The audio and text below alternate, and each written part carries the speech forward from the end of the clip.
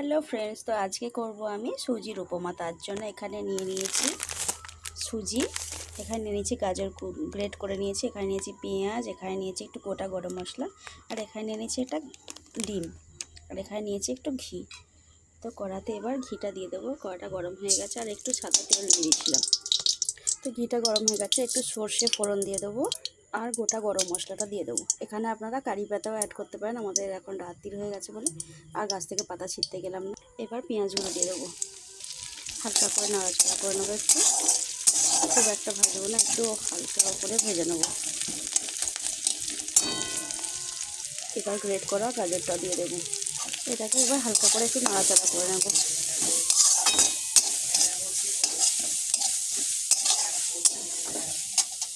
গাজরটা হালকা করে ভাজা হয়ে গেছে, এবার সুজিটা দিয়ে দেবো। আমি এখানে 1 প্যাকেট সুজি করছি। এই সুজিটা এবার হালকা করে একটু নেড়ে ভেজে নেব।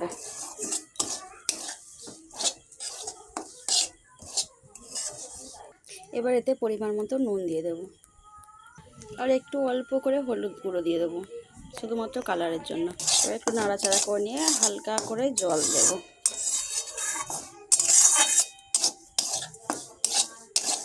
এটা কিন্তু আমি রাত্রে ডিনার হিসাবে খাওয়া বলেই করছি।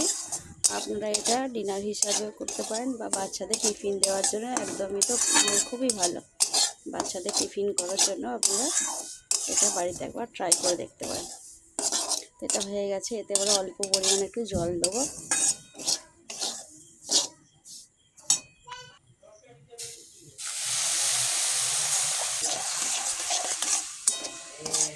জল কিন্তু আর দেবো না, এই জলটাতেই হয়ে যাবে। এটা একটু ঝুরঝুরো মতোই হবে, আর জল দেবো না। গ্যাসটা লো করা ছিল, এবার হালকা মিডিয়াম করে দিলাম, দিয়ে একটু নাড়াচাড়া করে নিয়ে এটাকে এবার ঝুড়ো ঝুড়ো মতো করে ফেলতে হবে।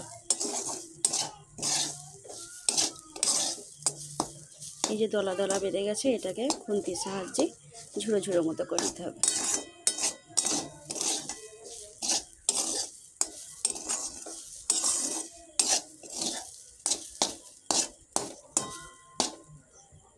প্রায় হয়েই গেছে। তো এখানটা মাঝখানটা একটু ফাঁকা করে নিয়েছি, ডিমটা নিয়েছিলাম না, ডিমটা আবার ভেঙে এতে দিয়ে দেবো।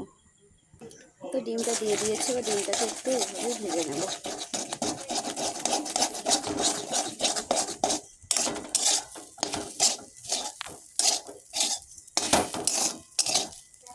সময়ের অভাব, তাই ডিমটাকে আমি এমনিভাবেই ভেজে নিলাম, না ডিমটা আগেও ভেজে রাখলে হয়ে যেত।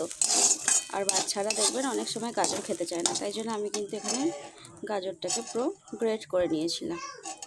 তো আপনাদের বাচ্চারা যদি গাজর ওই বড় বড় করে কাটিংগুলো পছন্দ করে, তো বড় বড় করেই কেটে দেবেন। আমার বাচ্চারা আবার ছোট ছোট এরকম কিমা খেতেই ভালোবাসে। তো এটা হয়ে গেছে, এবার এতে অল্প পরিমাণে একটু চিনি দেব, খুব একটা বেশি চিনি দেবো না, কারণ চিনি কিন্তু খাওয়া একদমই স্বাস্থ্যের পক্ষে ভালো না। অল্প পরিমাণে একটু দিয়ে দেবো চিনি।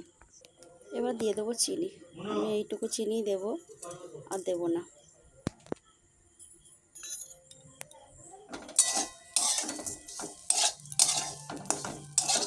তো এটা দিয়ে একটু নাড়াচাড়া করে নিয়ে এবার নামিয়ে নেবো। এটা কিন্তু একদম খাওয়ার জন্য আমাদের রেডি হয়ে গেছে।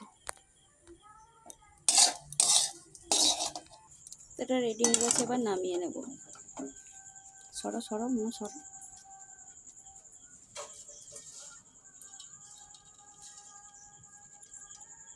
এই যে চলে এসছে, খিদে পেয়ে গেছে। বন্ধুরা, আজকের এই রেসিপিটা যদি আপনাদের ভালো লাগে তাহলে অবশ্যই একটা লাইক করে দেবেন, আর যারা যারা আমার চ্যানেলটা সাবস্ক্রাইব করেনি অবশ্যই আমার চ্যানেলটাকে একটু সাবস্ক্রাইব করে নেবেন। আমার মেয়ের খিদে পেয়ে গেছে, চলে এসছে আবার একবার। তো চলুন, টাটা।